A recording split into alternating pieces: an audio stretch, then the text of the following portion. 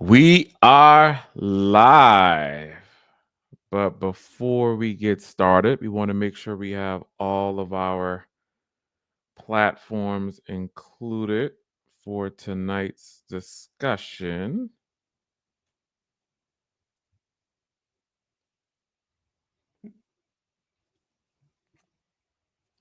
Getting there. Sorry. No I got worries. Instagram. Yep, Some reason make sure needs you a password. Oh, it does okay. Well, Okay, we're good. Instagram. All right, we are good. Welcome in everyone to another installment of the Orange and Blue View podcast. I'm your host, Ron White. You're probably thinking, where's Dylan Von Arks? Well, we have Mr. Carl Dumler filling in for Dylan tonight. Thank you, Carl, for joining me tonight. You know, it's always good to talk ball with you. How are you doing today, my man?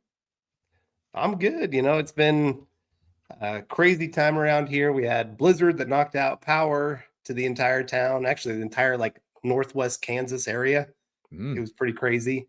And but I was telling you before the show, I've got to be bachelor for the last few days, so got a little more time watching some draft prospects I've been wanting to catch up on, get a little work done, not have a kid kind of going, Dad, come play with me. I mean, I miss that. I do miss it. Don't get me wrong, but But it's been every nice now to and play a little again, catch up clean it up for the and child. not have laundry overflowing everywhere and all the fun things that happen with having kids. So no, it's great to be here and glad I could join you here, Ron. Yes, for sure. And yeah, we were just talking about the weather here in Georgia. It's been a nice day. I like the fact that it's warming up. So I was able to get outside for a little bit and enjoy it. And again, I'm going to enjoy being with you guys tonight once again to discuss your favorite team in the world, the Denver Broncos. But before we get into some of the news, some of the draft talk, let's see who we have joining us tonight. We got Mr. Mike S. coming in. Thank you, Mike. Says, what's up, Ron, Carl, Scott, and Broncos Country? What's up with you as well, Mike? Hopefully you are doing well. And you also mentioned that I like this coaching hire. Yes, we will definitely be getting into that shortly. And we got Mr. Ernie Mays coming in. Thank you, Ernie. It's always good to see you as well. It says, go Broncos Country only. Go Bo Nix for 6. Again, Ernie, thank you for coming in, my guy. And we have the Papa Bear, Mr. David McElrath, coming in. It's always good to see you, David. Thank you for joining us. He says, good evening, Broncos country. Thank you, David. Good evening to you as well. Hopefully you are doing well. And thank you for your support, my man. Much appreciated. And we got Todd with a good evening and asking, is this the new crew for Orange and Blue View? Just for one night, Todd. Just for Yep. one night. But yeah, it's always good to see you in the chat, my man. Much appreciated. And then we got Mr. Roy Osborne coming in. Says, hey there, Ron and Carl. Hello to you as well, Roy. Can't forget about Scott. Yes, Scott. Scott's usually not on the Saturdays, guys. So it's usually just myself and Dylan, kind of manning the chat and whatnot. But yeah, shout out to Scott. I know Scott is out there with you guys during the weekday. But again, thank you, Roy, for coming in. Thank you. Yep, Todd, this is right. There's a reason they call it Atlanta. It's I just hate this heat out here sometimes. Like I'm not looking forward to the summer at all. Like, oh, this it's just sticky heat. It's ridiculous. So I'm enjoying it right before it gets to that portion. Leading up. So I'm gonna enjoy these. I'm gonna enjoy these spring months. But thank you for coming in. All right, Carl. So some news, I think it was late last night or yesterday evening, broke that the Broncos now have a new inside linebackers coach. Um, so Denver Broncos did hire former Washington State defensive coordinator Jeff Smitting as the new ILB coach, and he had some stops at Eastern Washington, Boise State, and Auburn prior to joining the Broncos here. And I'm interested to see Carl just how he influences the dynamic, of this inside linebackers room, especially with Alex Singleton returning from a torn ACL, obviously with the re-signing of Justin Strnad, the departure of Cody Barton, and the arrival now of Dre Greenlaw. Um, but I think more importantly for me, I'm curious to see kind of what he does and how he develops Drew Sanders. So I like the hire, kind of looking at his resume. I think this will be a good move for the Broncos. And speaking on the Sanders part, now that they've said that he will be playing at the inside linebacker position, just curious to see, him returning from that injury, how he does well in the off season, kind of what he looks like coming back, into the fold. Yeah, I don't. I would say that this is probably the biggest offseason of his career. He was drafted in third round pick. Everybody excited of this incredible athlete that kind of is a little bit positionless. Is he going to be an edge? Is he going to be off ball? What's he going to be? And so far he's kind of proven he's neither. And this is why I sometimes hate taking those positionless guys, because if they don't have that, like, hey, we are great at this one spot, like you don't have that fallback of, hey, we could just stick him here. We can try him here and see if it works, but we know this works over here. Right now, we don't know anything about him. And, I can't say that he is guaranteed even a roster spot this upcoming year. It wouldn't surprise me if the Broncos leaned in and took a linebacker. And, I know like Todd's talking about a guy named Jihad Campbell as a first round prospect. And this is one of my guys. I love this guy. He Mine is too. athletic. He is fast. He's instinctual. Like everything you love in a linebacker, this guy can do. He's shown he can drop back in coverage if you need him to. He can come and blitz the quarterback if he needs to. He's a good tackler as well. Like there's not a lot of bad things to his game. The only big question mark right now is he had a torn labrum in his shoulder. So it might be a 6-month recovery, which would put him right about September. So he might miss the entire offseason getting ready for the season. But if he didn't have that, he'd probably be a top 12, 13 pick. So this maybe drops him to that 20th pick where you're getting a top player in this draft. And I would say Drew Sanders right now is at that point where he's not keeping me from taking Campbell if he's there at pick 20. I'm not banking on his potential to be something just to pass up on a really, really talented player. So, like I said, it's a big offseason for Drew Sanders. I do think he's a very talented player. I just don't know exactly where he fits in the NFL. And we just haven't seen much from him so far. And year 3, if you're not showing much, it's hard to justify, hey, we got to keep you around in the hopes that you become something. So, like I said, I like Drew Sanders. I liked when we drafted him, but he's kind of fallen into that same category that I worried would happen, is because of not really having a true position. He just really hasn't thrived at anything in the NFL. Yeah, and that's the concern, because again, coming out of college, you saw the athleticism, the traits were there, but as you mentioned, right, with kind of moving back and forth between positions, couldn't stay healthy. You just wonder, where does he fall now? And yeah, on the Jihad Campbell, I don't think, I mean, he might fall, Carl.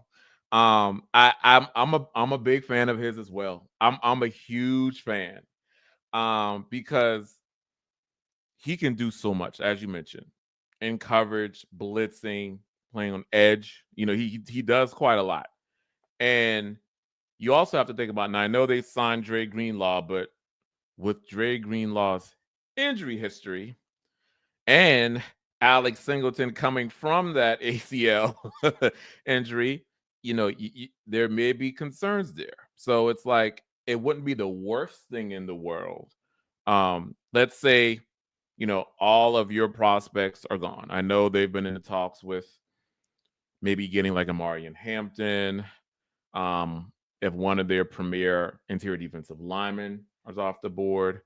Um, but if Jihad Campbell falls, then that's something that they should definitely consider because again, this team, this team isn't really needing much, but you just kind of have to think about, you know, some of these guys and their injury history and whatnot, because again, we don't want these Broncos to be considered no longer underdogs. And speaking of underdog, everyone, this basketball season, when your favorite star scores a bucket, we're going to give you an alley hoop opportunity to win money from watching sports with Underdog. Underdog is one of the leading sports apps, and you can play now in your state. Do you want to win up to 1,000 times your money? You can with Underdog. To play, choose whether a player will go higher or lower on one of their stats, like points, assists, rebounds, and more. Underdog's got all your favorite leagues, teams, and stars to choose from. Create entries with all basketball picks or mix and match across other sports. You can play with as little as $1. And if you get everything right, you can win up to 1,000 times your money. So turn $1 into $1,000 just with your hoops knowledge. So download the Underdog app and sign up now using the promo code MHuddle to unlock a special offer of up to $1,000 in bonus cash when you make your first deposit. Join in on the fun when you sign up with promo code MHuddle. Claim your special offer today and get up to $1,000 in bonus cash instantly upon first deposit. Must be 18 plus, 19 plus Alabama, Nebraska, 19 plus in Colorado for some games, 21 plus in Massachusetts and Arizona, and present in a state where Underdog Fantasy operates. Terms apply. Void in Colorado. Concerned with your play? Call 1-800-GAMBLER or visit ncpgambling.org. Arizona, call 1-800-NEXT-STEP or text NEXT STEP to 53342. In New York, call the 24/7 Hope line at 1-877-8-HOPE-New York or text HOPE NY. All right, shout out to Underdog. And we have Gary Palmer coming in. Thank you, thank you, thank you. It's always good to see you, Gary. Very generous super chat. We appreciate it. Says, hi, Ron and Carl in Broncos country. Keep an attitude of gratitude for our change of fortune. Go Broncos. Thank you, thank you, thank you, Gary, for that. Again, lovely super chat and that positive message. We appreciate it, my guy. All right. And we got Mr. Phil McLaughlin coming in from Facebook. Phil, it's always good to see you as well.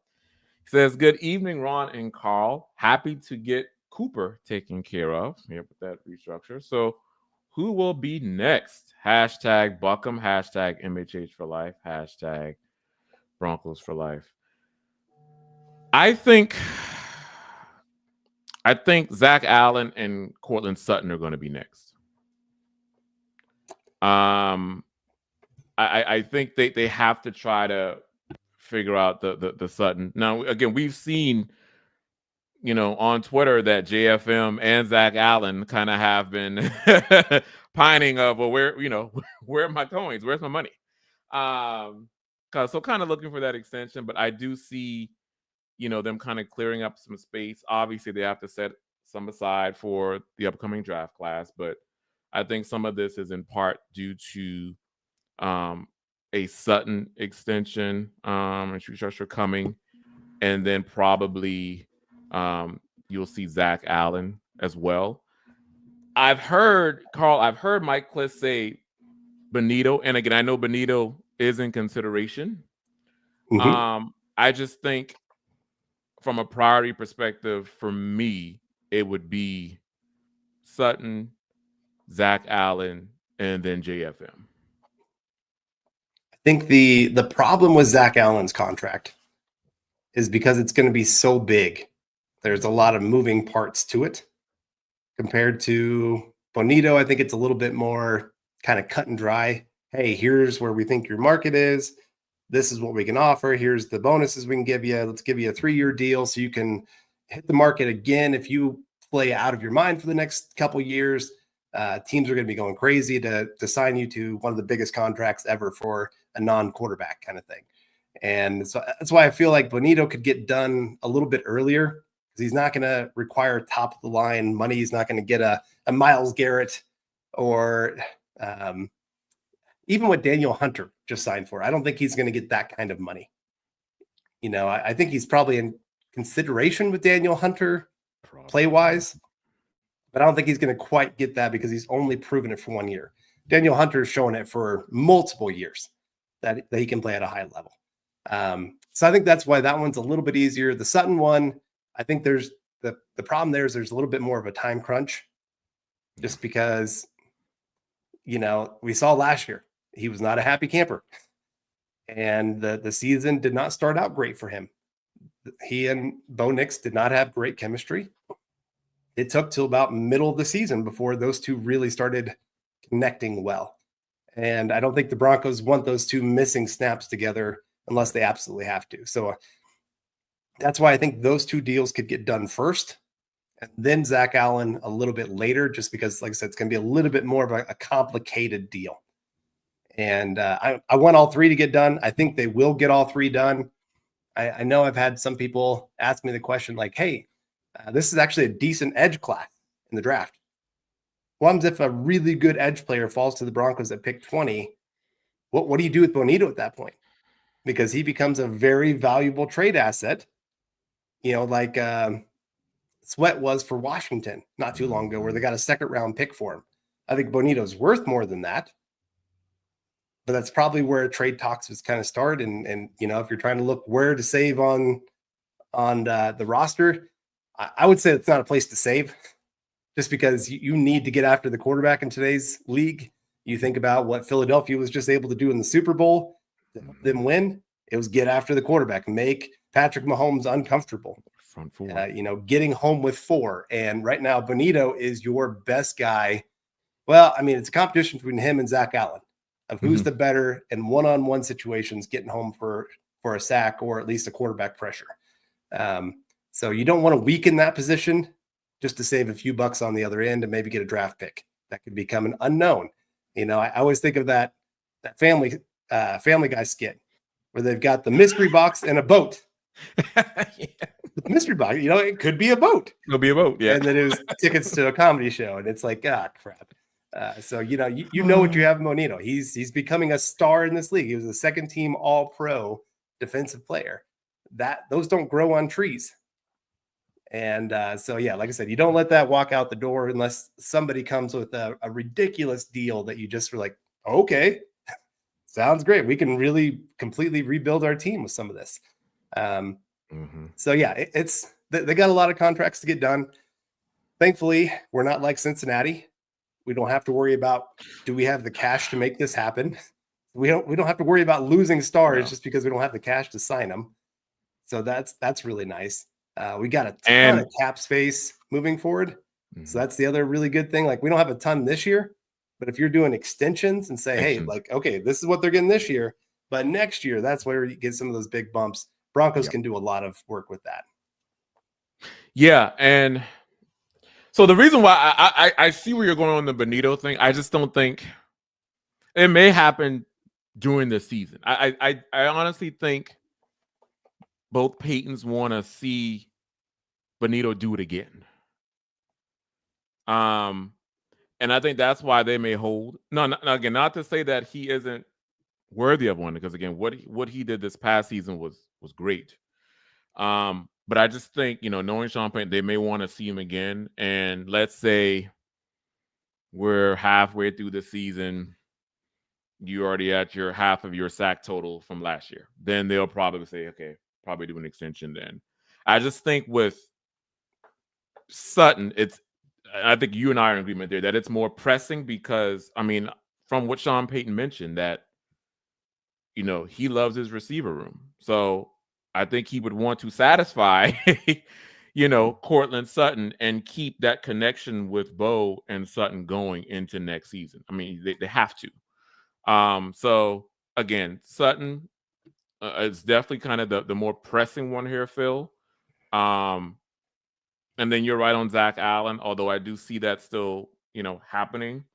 And then I think that'll kind of give them a little bit more leeway little bit more money to play with as they get into, the season and maybe even to next year doing that extension for Benito. But we'll see. We'll see. We'll see. But again, Phil, thank you for coming in.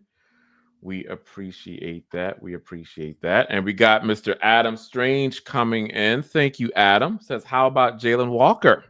Thoughts on that one, Carl? Yeah. Is he a favorite of yours? So he's kind of tough to. He's a good player. He's just tough to kind of project. He's another. I mean, obviously, he plays multiple positions. Yeah. I would say the big difference between him and Drew Sanders. Drew Sanders made the switch, and he had little glimpses of it every once in a while of what he could be.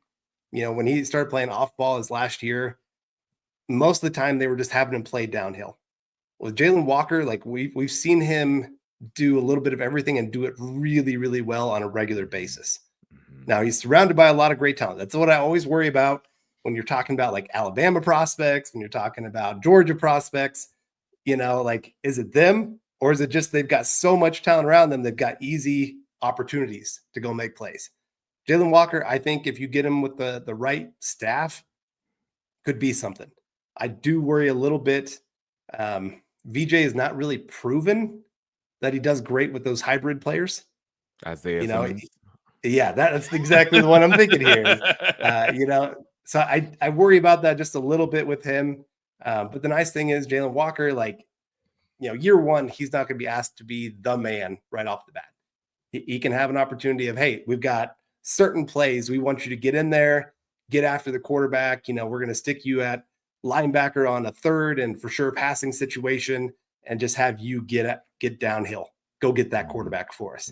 And especially in this aggressive system that VJ likes to play with, I can see something like that. So I don't mind him as much. Just like I said, I worry a little bit of how VJ would figure out how to use him. And then, VJ might be gone after this next year. If they have another great year defensively, he could be a head coach. So, it just great player. I just don't know what the plan is. And I agree with you 100%. Adam, I like him as a prospect. I like the versatility. He did so many. They lined him up all over the place in Georgia. But yeah, it's. I think with that versatility, it's what does VJ do with that, or what does he not do with it? And I think we have a propensity to see that he just doesn't know where to line them up, how to use them, and I think that's my concern here within this system. It's a little different than like a Jihad Campbell, that he does have, some of that versatility as well. But I think if you can just line him up at inside linebacker, I think that'll be very good, and that's probably how VJ will use him, because I think that's kind of more where his strength lies. But yeah, I'm with you with the Jalen Walker. I just don't see VJ getting the most out of him in this system. I think that's kind of what it boils down to, Adam. Yeah. I wanted to get to this one by Jason coming in saying Greenlaw doesn't really have a significant injury history. I think people are overreacting to the one injury.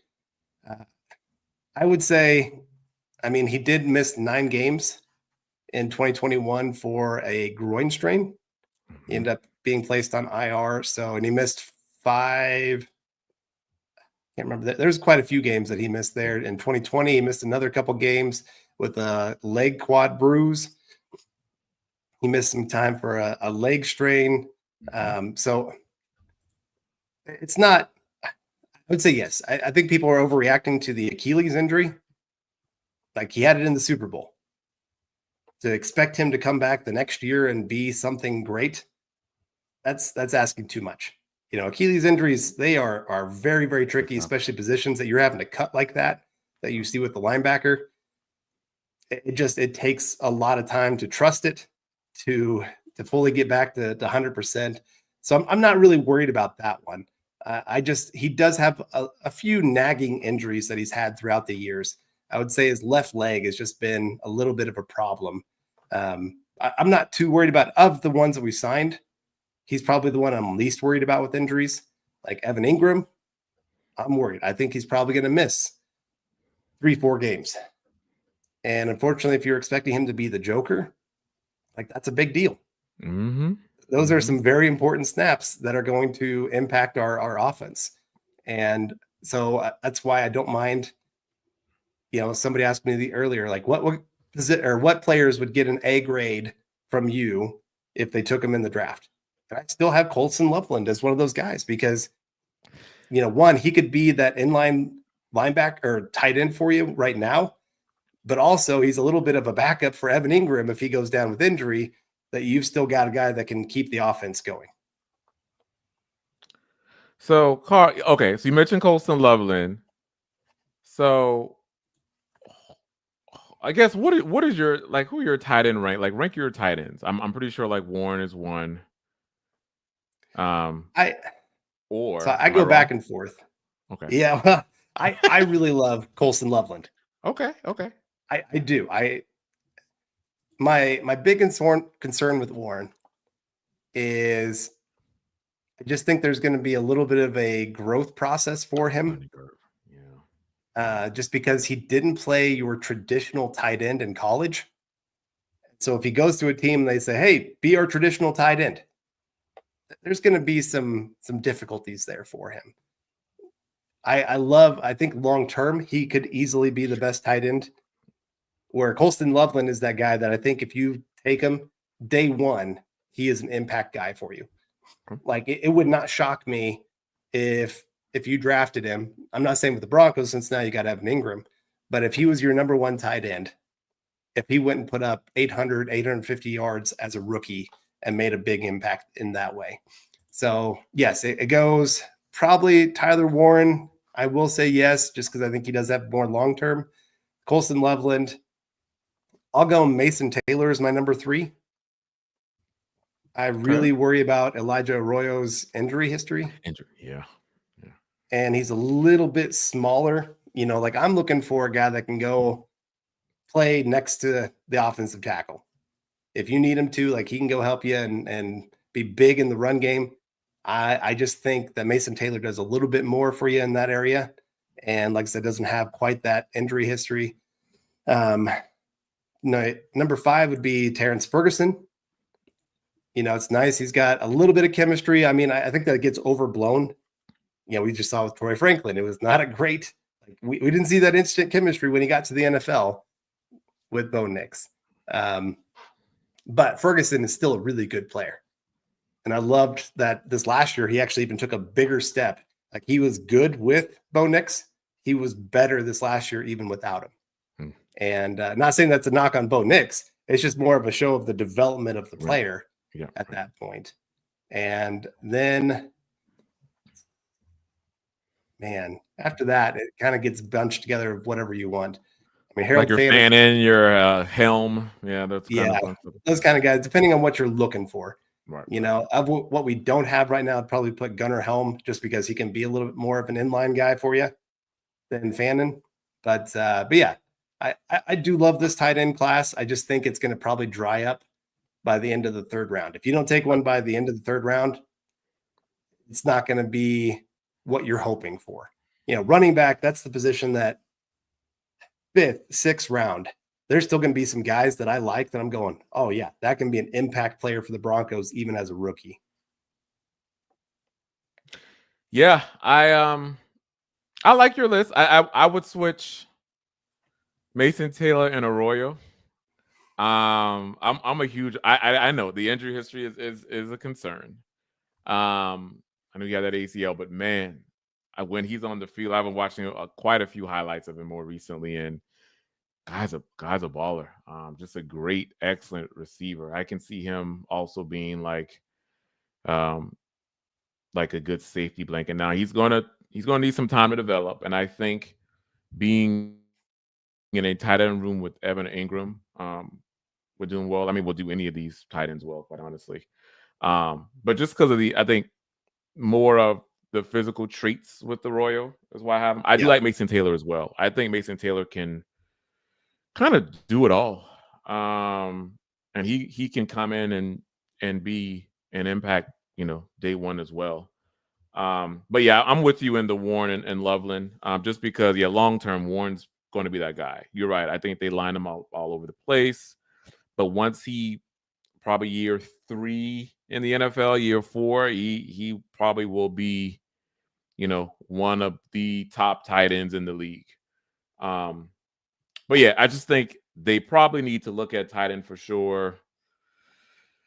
Second, maybe third round, at the latest.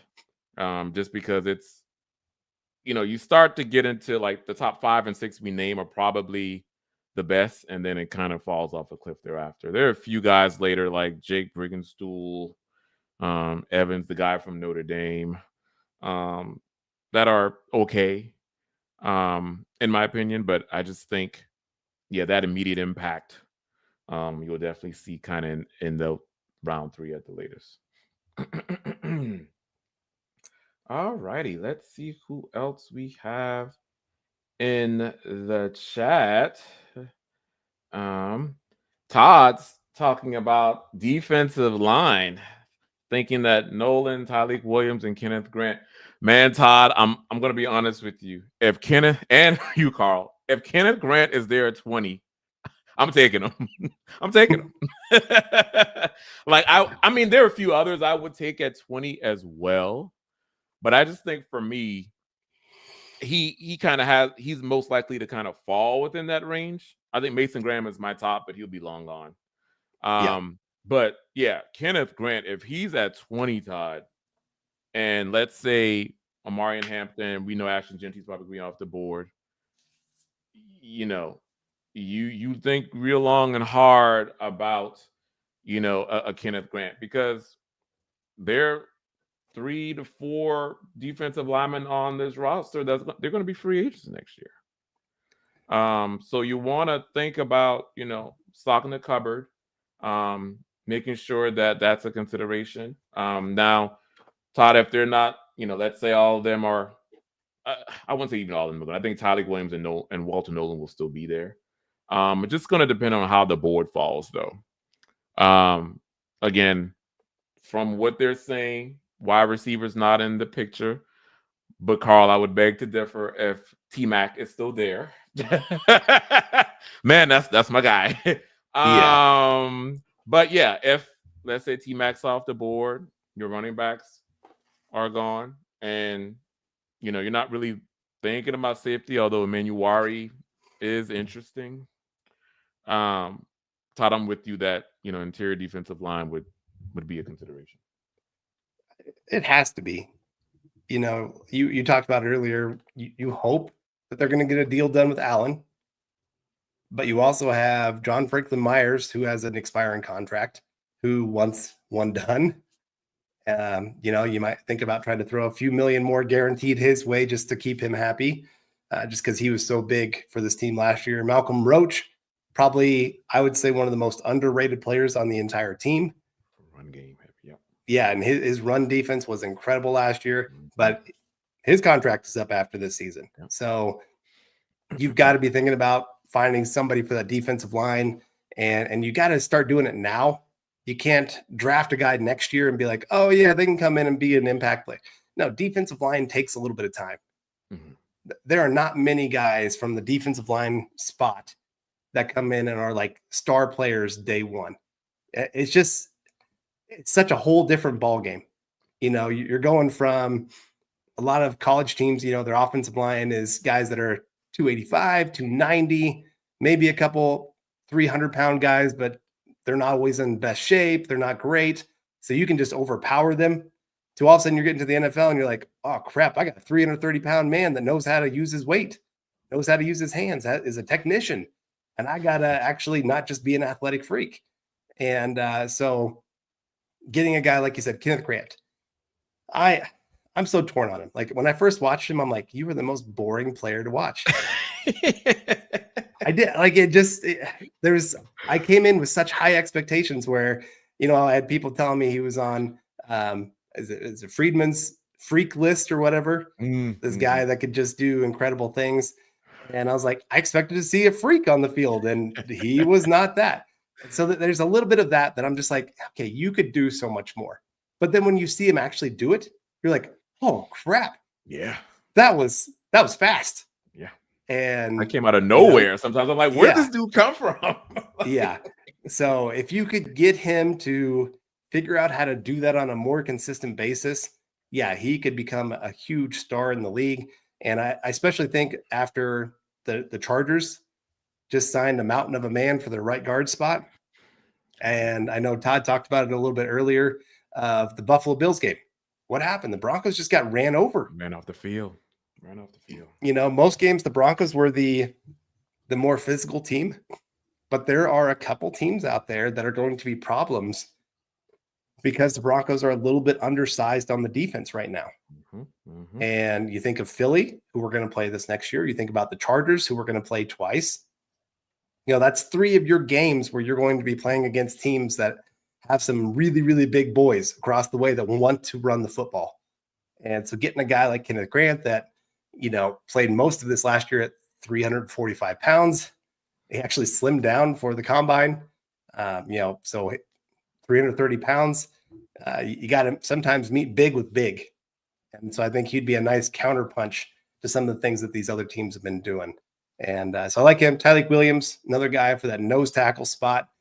You know, he's more of a second round kind of guy. But in the college playoffs, probably not a more dominant player than him. He just controlled the entire middle of that field. And then Nolan, man, what another guy that you just gotta, when he puts it together, Yep. Nobody is stopping him. It's just a matter of how often does he want to do it. You know, you got to question the want to for him. It's just kind of crazy when you look at that. If there are players out there like all of us that are, you know, you guys are listening to a football podcast because you guys love football. There are some people out there that they just realize I'm just athletically gifted and this can get me paid, but it doesn't mean that I love it. You know, for us, we'd be like, man, I would cut off an arm if it meant I got to play in the NFL. Not everybody has that feeling. And so I do worry about that with him. Yeah, and I think that's probably part of the reason he would fall a bit. Probably like late first round, even early second, Nolan, just because you're right. It's up here. It's the want to for him. But man, when he does do it, look out. So yeah, he's definitely I like him. I like Nolan a lot. But yeah, I think out of this crop here, Todd, I would say Kenneth Grant 1, Nolan 2, then Tyreek Williams 3. Yeah. And I see a few other people talking about that wide receiver position. You were talking about T-Mac. You know, it's crazy. Like I watched that guy and I'm going, that's a top 10 pick right there. And then I see guys like Steve Smith Sr. Yeah, Steve Smith. That one bothered me. Yeah, it's like, oh, he didn't do much last year when he had another good receiver. He didn't pay attention as much. I'm like, dude, he put up 1,400 yards. What else do you expect? Like, how is that not performing? But anyway, like a guy like Matthew Golden, Agbuka as well. You know, a few other guys. I know a lot of people listen to Sean Payton talk about the wide receiver room right after the season. He's like, oh, we love our young guys. We really like what Vele was able to do. Troy Franklin, we think he's got some big things coming his way. You know, Marvin Mims showed up there towards the end of the season. I don't feel as good about the wide receiver position as I don't either. You know, and you know, this is why we were talking earlier about Sutton and his contract thing. If Sutton's not happy and he sits out or decides he wants to go elsewhere, like you've just become probably the worst wide receiver room in football. You know, he is the only true known in that room. You know, Marvin Mims, he is a great gadget receiver, but he's not a true number 2. He's not a guy that you can go out there and say, hey, go run 30 routes for us and, you know, be our consistent, you know, 8 catches a game kind of guy that gets us those first downs that move the chains. He's not that kind of guy. Vele could be, but I don't know if he's going to be. You know, there's some mistakes that he made at the end of the season. His big touchdown against the Chiefs was because he made a mistake. you looked over at the sideline and Sean Payton is yelling, cussing that guy out, being like, dude, you messed up. Yes, you scored a touchdown, but you're the luckiest SOB to have actually had this happen. Like you were in the wrong place, but just happened to actually be in the right place. Be lucky, yeah. Kind of thing. Yeah. So, I'm not saying he can't grow in that. And then Troy Franklin, we all know, like, good athlete. He had some opportunities this year, but he cost the team too, where it's great that you can run deep and get open, but if you can't catch the football, it doesn't do a whole lot. It just makes you scream at the TV when those things happen where he drops the ball. So I would not take wide receiver off of the table in the first round. If Tedero McMillan makes it to our pick at pick 20, I don't see it happening. I'm running my card up being like, yes, please. It's not only gives you a number 2 right now, but gives you a guy that can move forward after you move on from Sutton. Like, I love Sutton. I have loved Sutton for a long time, but we got to start thinking about life after Sutton. He's at that dreaded 30 mark, which I hate to say because I'm 38, getting ready to turn 39 here pretty soon. So I say, like, he's 30, he's old. I'm like, crap, I must be ancient. What does that make me? Yeah. Yeah, what does that make me? But in football terms, like, it is. He's getting up there in age. He's got an expiring contract. You got to start thinking about life after him. And I also like a wide receiver being able to grow with Bo Nix throughout his rookie contract, moving forward, that we're not changing his weapons every couple years, but giving him a guy that can be his consistent choice for the next 10 years would be great. Yeah. I'm right there with you. I'm right there with you, Carl. Like this, I'm not a fan of kind of how the wide receiver room is constructed outside of Sutton. Now, again, I'm not saying that this isn't a promising wide receiver group because it is. I like what I saw from Mims when they started to use him correctly midway during the season. Vele had some moments, but he needs to be a little bit more consistent. And Troy Franklin just has to learn how to track and catch the ball. And if you're really trying to, make some noise in the playoffs, you have to have another veteran presence at receiver, or at least a receiver you can, I don't know, somewhat trust. Now, again, if you draft a rookie early, do you say you really trust them? But you can only go by your evaluation. And yeah, T-Mac is just an athletic freak, Carl. And just imagine the field with Evan Ingram, Cortland Sutton, and Tedero McMillan. like what do defenses do? Like there are not many answers that they can get. So you kind of have Marvin Mims. Yeah, right. And Marvin Mims. Yeah. I mean, it's just stick him in the backfield. And it really depends on how the board falls. Again, with me, if the 2 top running backs are gone, let's say the defensive linemen that you liked, are gone. You could always look at that position later on. Then a receiver, is an option. And they're going to be there. Now, again, T-Mac may not be there because, again, I do think he's going to be top 10. I do think so. I know Mel Kiper's mock, that would be, I'm like, holy smokes. Like, he's there at 20. I'm going. But, I really don't see that happening, but it would be nice. But even the names you mentioned here, Drew, like Matthew Golden, I'm a huge fan of Emeka Ibuka. Like, that's my wide receiver too. Yeah. So T-Mac is 1, Emeka Ibuka 2nd, Golden's 3rd. Just because what Emeka Ibuka can do, it brings, call for me, Ibuka brings an element to this offense that's missing. Now, you can kind of line him up all over, but I think he plays best in the slot. And I think a true slot is what is missing on this team. That's why I was hoping that they would be in the Cooper Kupp sweepstakes. I was like, Cooper Kupp would be the perfect guy in this offense. And again, Emeka Ibuka would be lovely in this offense. And his ability to block, in the running game, a lot of those Ohio State players, they are mean and nasty when it comes to their pass pro and their blocking. So just having that element on offense would be great. And again, Drew, if it's something, again, depending on how the board falls, if all of your top prospects of the other positions are gone, why not take a wide receiver? And you mentioned the Cortland Sutton. Let's say, you extend Cortland Sutton maybe for another year or two, and then 2027, he's out the door. Then you'll have your wide receivers of the future. So yeah, definitely something that the Broncos should consider. Yeah, I know wide receiver has not been a huge priority for Sean Payton in the past. Like, he used a first round pick on Brandon Cooks. He used another first round pick on Meacham. Mm-hmm. But he kind of had a certain kind of wide receiver in mind, of that guy that can really stretch the field. Open everything up underneath, because you have to worry about this guy going deep. And I feel like we've got that with Troy Franklin, Marvin Mims, those kind of guys. They could do some of that for you already.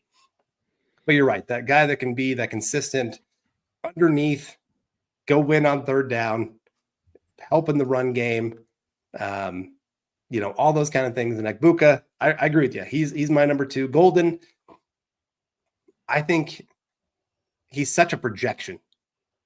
He didn't really show up until about halfway through the year, and all of a sudden then he became a huge star, where you're just going, oh my gosh. And then he had that 40 time at the combine. You're going, what in the world? Like, he wasn't supposed to be the fast Texas wide receiver, and here he is being the fast Texas wide receiver. And so there's a little bit more projection with him. I like him, I really do, but I'd like to see a little bit more. Buka, I think people have gotten tired of him just because he's been around for so long. That should tell you something, because Ohio State keeps churning out NFL players, and yet he still is an impact player for them over and over again. And he's unselfish. Yeah.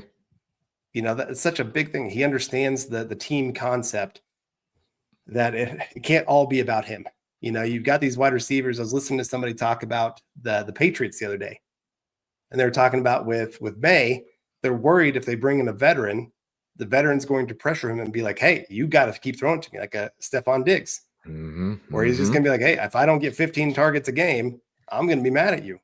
I'm your star. And where you don't have to worry about that with Buka. He's not going to be coming to Bo Nix and be like, dude, I only got 3 targets this week. He's going to go, did we win the game? Did we lose the game? That's all he's going to care about. So that part's nice. I know Luther Burden, some people have talked about him. I just worry about his game overlaps so much with Marvin Mims. With Mims, yeah. You've got to build in targets for him. You see a lot of plays where if he's not the number 1 choice, he doesn't go full speed. I like Luther Burden, because he is, when he gets the ball in his hands, I can turn it into a touchdown in a hurry. Yeah, explosive. Yeah. So I get why people really like him, but again, just another guy where I'm just like, where's your love for the game? Like, you've got to be selling it, even if you're not getting the ball, because you've got to make teams believe, like, oh my gosh, we got to worry about Luther Burden. So it just we'll see on how that goes too. But some great questions, guys. Appreciate all the draft talk.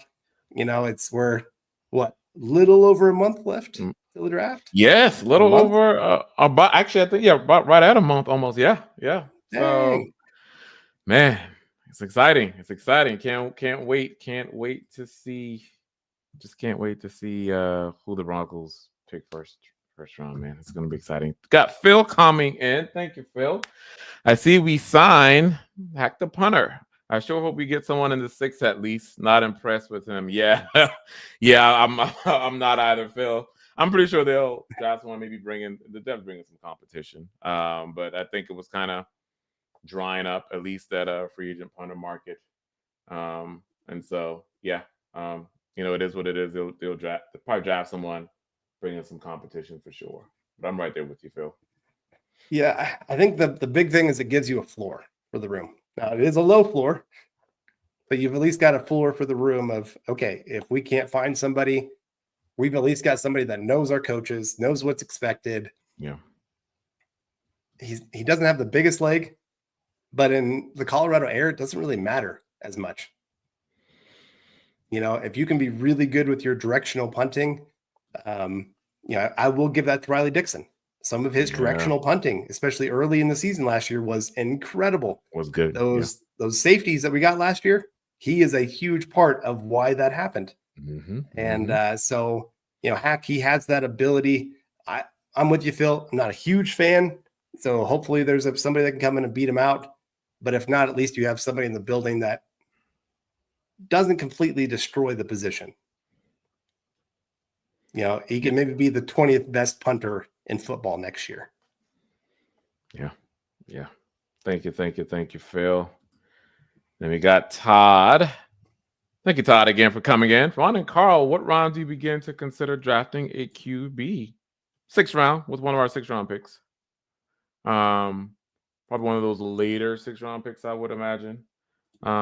Would be the spot. If let's say they do a trade back and maybe pick up, a 7th rounder if possible, consider it then as well. But the earliest would probably be one of those 6th-round picks. Yeah, I wouldn't mind a late round quarterback. I'm not sure exactly which one I like the most. I guess you could go with like Kyle McCord. Yeah. He's kind of a make or break player. Like he will have if you took these quarterbacks and said, okay, let me see your 5 best throws and your 5 worst throws, and then you ranked them, he'd probably have 3 of the top 5 for best throws and 3 of the top 5 for the worst throws. Just because that's kind of the game that he plays. It's Jay Cutler, but worse kind of thing. So there's some good there. Maybe you can say, hey, Sean Payton, this is a little pet project. Maybe you can develop into something a little bit more. Maybe we can get a draft pick down the road. Yeah, kind of looking at some of them now. Let's see who we have. I'm just gonna look at the list. There's Brady Cook from Missouri, Seth Hennigan from Memphis, KJ Jefferson, Central Florida. Could go in that 6th round, even be a free agent, Tyler Huff. So yeah, I mean, there are a few. But yeah, like I said, kind of projected round, 6th round, Todd. And again, quite a few of these will be, undrafted free agents. So they'll probably look at that as well. So, but great question. Thank you for coming in with that. And there was another. I thought I missed it. It may have skipped. Another question about.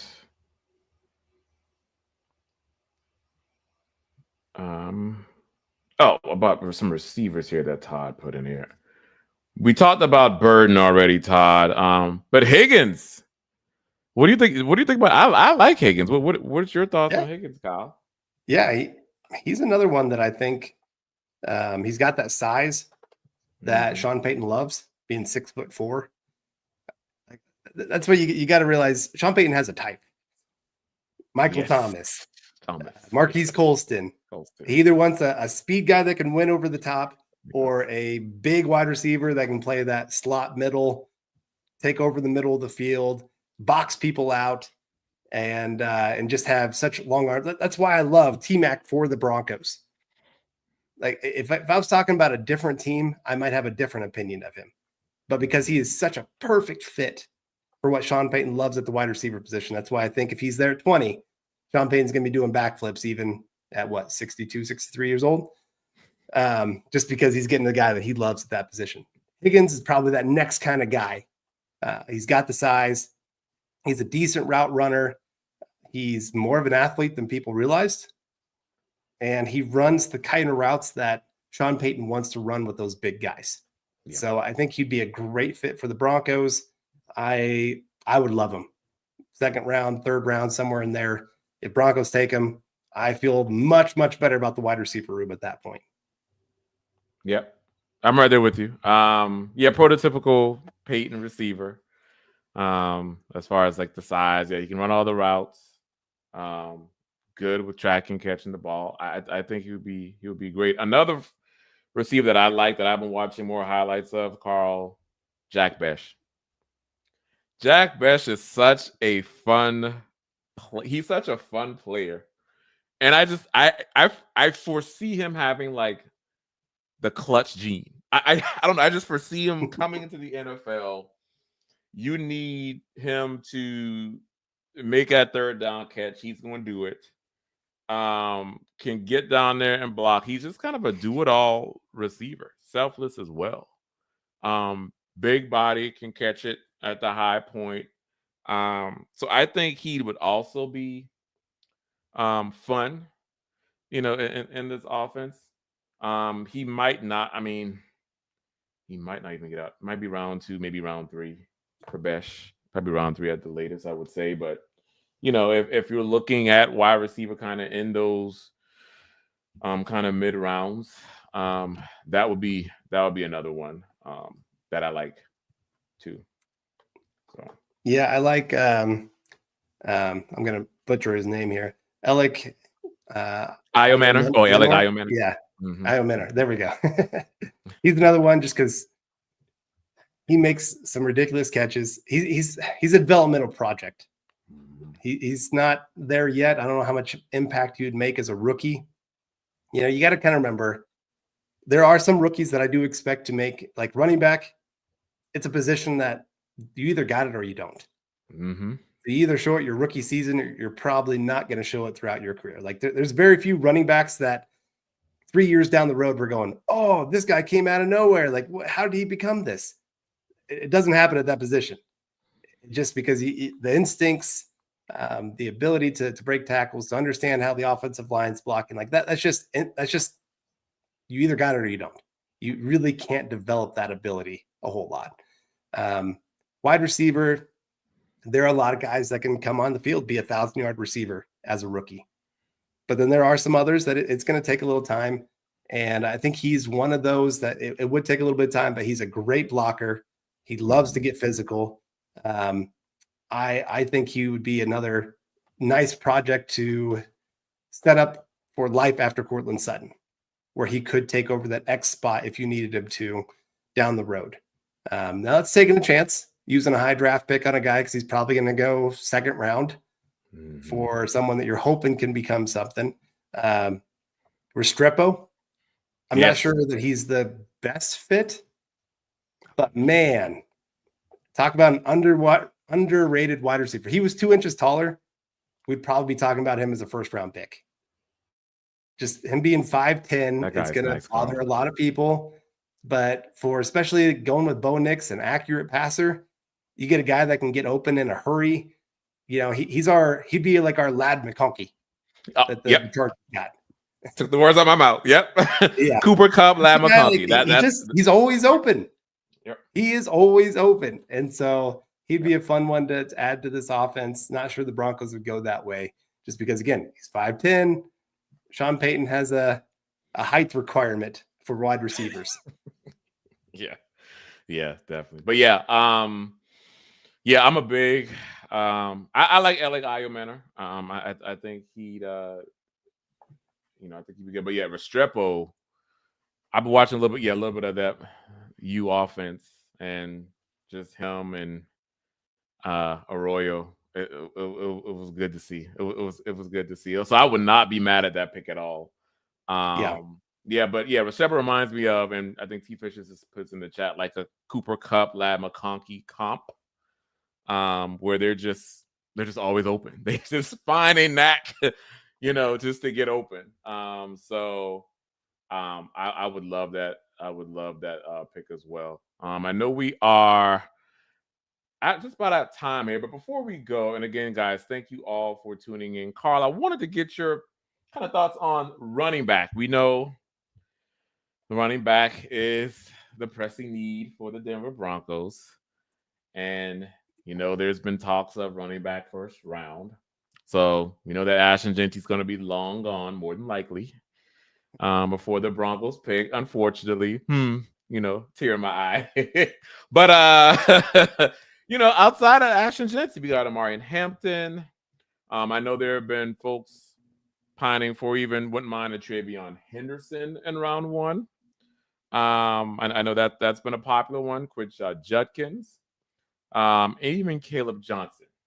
So how do you see, how do you see the running back unfolding, the running back group unfolding for Denver, kind of like where they pick, who they pick, things like that? Just people I've talked to, like you said, Genty, I think people need to stop hoping for that dream to happen. I would love it. He is by far the best running back in this class, and I don't think it's close. I know guys like Mel Kiper were like, him and Amari and Hampton are a lot closer than people realize. I don't think it's as close as he's special. Hampton, he is a bowling ball that just wants to go and hit and knock people over. I really do like him. I worry a little bit about his vision. There are times where he runs into the back of his offensive lineman that it bothers me. I'm like, dude, there was a hole that opened up and you missed it. He's not going to be your best receiver. We got Phil coming in saying Henderson for me. Yeah, I think if you are looking for your joker running back, Henderson is your guy. Mm-hmm. He's a great pass blocker, probably the best pass blocker in this entire draft, which is crazy. Then he's probably one of the best receiving running backs in this draft too, and can do a lot of things. He's a home run once he gets the ball in his hands. I just think that he would be a perfect player, but you got to pair him too. Now, Estime maybe could be that guy that you pair him that could be the short yardage player. We'll see. But I love his playing partner, Judkins. Really, really good player. Not going to be a home run guy. He's not going to be a guy that makes you jump out of your seat every time he gets the ball in his hands, but he's going to do the dirty work. He's going to pick up the 3rd and 1 plays, the 4th and 1, the goal line plays. He's going to be that guy for you. So I really like him. Caleb Johnson, I like him. The only thing there, Iowa runs almost every single play zone blocking. Zone blocking. Yeah. NFL, he's going to be asked to do a lot more. So I'm not too worried about it. I really do like him. He's probably running back 3 or 4 for me. Him and Henderson kind of go back and forth, just depending on what you're looking for. I see a couple people getting excited about Scatterbo. I like him. I mean, he's got really good vision, got great balance. He loves football. So those are 3 things that work pretty well in the NFL, but that home run, he just gets stuck in 3rd gear. Yeah. He just can't get that. He'll pick up his big runs are going to be 10 to 12 yards. It's never going to be the 20, 30, 40 yard kind of run. That's just not going to be his game in the NFL. So that's my only thing with him that I have a problem with. But yeah, lots of running backs to like in this draft. You got Dylan Sampson. We haven't even talked about him. Another really good running back. I think he has maybe the best vision of any running back in this draft, and that translates better than anything else at the NFL level. I think that's what's going to carry him to be one of the surprise running backs. DJ Giddens, Devin Neal. I mean, these are my Kansas boys. Oh, yeah. Yeah, one played K-State, one played at KU. So I got a little bit more love for them. Not going to be anything superstar-wise, but really consistent running backs for you. Brashard Smith is another one. Great receiving running back, if that's what you're looking for. So I'm really hoping the Broncos take 2 running backs this draft. You can get yourself a nice pairing for the next 4 years that can be 1-2 punch that keeps this running back room really strong. My big thing is you don't have to take one at 20 to have a good running game. I know a lot of people will be freaking out if, let's say, Hampton is there at 20 and the Broncos go a different direction. People are going to be screaming like crazy going, why in the world? This is our biggest need. Because the Broncos will probably, if they're doing that, they're saying, we really like some of the guys we know we can get in the 2nd round. That's what they're saying at that point. Yep. I couldn't agree better myself. Great guys. Again, they shouldn't have to reach, but I do think they're going to take one early. Hampton, Henderson, and then get that other back later on, like the Brashard Smith, maybe even the Jaden Blue or someone, and in one of the later rounds. But thank you all for tuning in. That concludes. We went over an hour today, Carl. It's great talking draft with you guys. Thank you all so much for your questions, your comments. It's always good hanging out with each and every one of you on Saturday nights. If you have not done so already, make sure you follow us on Twitter. X now. I am at Ron White NFL, and Carl here is at Carl Dumler MHH. And make sure you subscribe to the channel. Subscribe, like, and share. We greatly appreciate it. And want to shout out a few people that contributed tonight. We got the Papa Bear, Mr. David McElrath. Thank you, David, for coming in. Guy Gary coming in with a super chat. Thank you so much, Gary. And we also have Mr. Phil McLaughlin joining in. Thank you all so much again for your support and your questions and your comments. All right. Well, hope you guys have a great start to the week next week. And for my partner here, Carl, I will let you guys go. Guys, have a great evening and talk to you all next week. Go Broncos.